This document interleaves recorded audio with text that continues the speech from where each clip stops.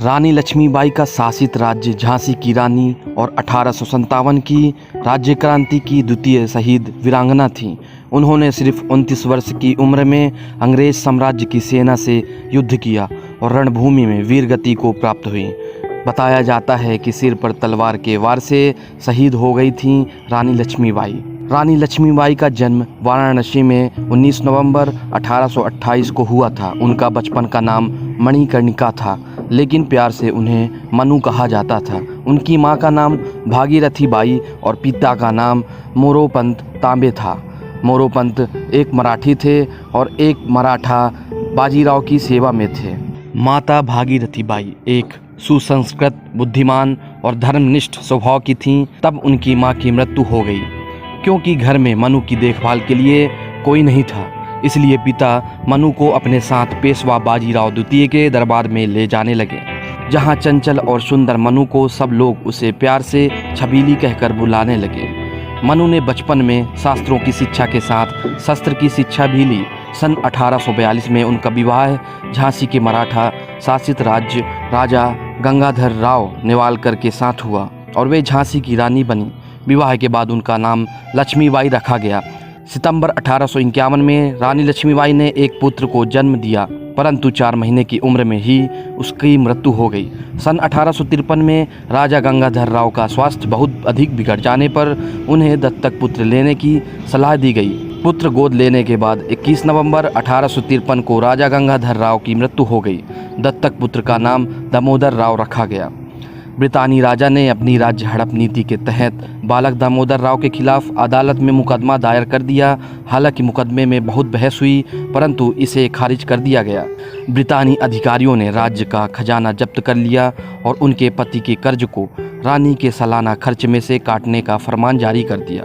इसके परिणाम स्वरूप रानी को झांसी का किला छोड़कर झांसी के रानी महल में जाना पड़ा। पर रानी लक्ष्मीबाई ने हिम्मत नहीं हारी। उन्होंने हर हाल में झांसी राज्य की रक्षा करने का निश्चय किया। झांसी 1857 के संग्राम का एक प्रमुख केंद्र बन गया, जहां हिंसक भड़क उठी।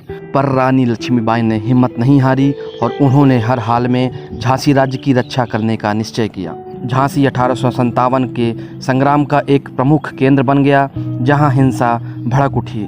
रानी लक्ष्मीबाई ने झांसी की सुरक्षा को सुदृढ़ करना शुरू कर दिया और एक स्वयंसेवक सेना का गठन प्रारंभ किया।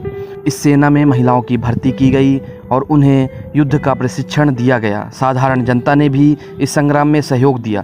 झलकारी बाई, जो लक्ष्मीबाई की हमशक्ल थीं, को उसने अपनी सेना में प्रमुख स्थान दिया। 1857 के सितंबर तथा अक्टूबर के महीनों में पड़ोसी राज्य ओरछा तथा दतिया के राजाओं ने झांसी पर आक्रमण कर दिया। रानी ने सफलतापूर्वक इसे विफल कर दिया।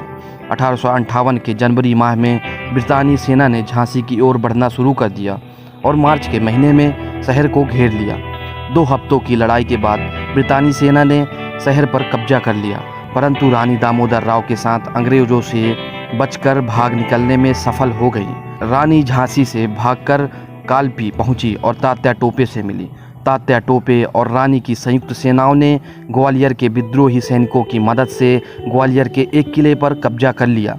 बाजीराव प्रथम के वंशज अली बहादुर द्वितीय ने भी रानी लक्ष्मीबाई का साथ दिया और रानी लक्ष्मीबाई ने उन्हें राखी भेजी थी, इसलिए वह भी इस युद्ध में उनके साथ शामिल हुए। 18 जून 1858 को ग्वालियर के पास कोटा की सराय में ब्रितानी सेना से लड़ते लड़ते रानी लक्ष्मीबाई की मृत्यु हो गई। लड़ाई की रिपोर्ट में ब्रितानी जनरल ह्यूरोज ने टिप्पणी की कि रानी लक्ष्मीबाई ने अपनी सुंदरता, चालाकी और दृढ़ता के लिए उल्लेखनीय तो थीं, विद्रोही नेताओं में सबसे अधिक खतरनाक भी थी। सुभद्रा कुमारी चौहान जी ने रानी लक्ष्मीबाई की वीरता से प्रभावित होकर उनके बहादुरी का गान करते हुए झांसी की रानी कविता की रचना की है। सिंहासन हिल उठे राजवंशों ने भ्रकुटी तानी थी, बूढ़े भारत में भी आई फिर से नई जवानी थी। गुमी हुई आज़ादी की कीमत सबने पहचानी थी, दूर फिरंगी को करने की सबने मन में ठानी थी। चमक उठी सन 57 में वह तलवार पुरानी थी, बुंदेले हर बोलों के मुँह हमने सुनी कहानी थी। खूब लड़ी मर्दानी वह तो झांसी वाली रानी थी, कानपुर के नाना की मुँह भोली बहन छबीली थी। लक्ष्मीबाई नाम पिता की वह संतान अकेली थी।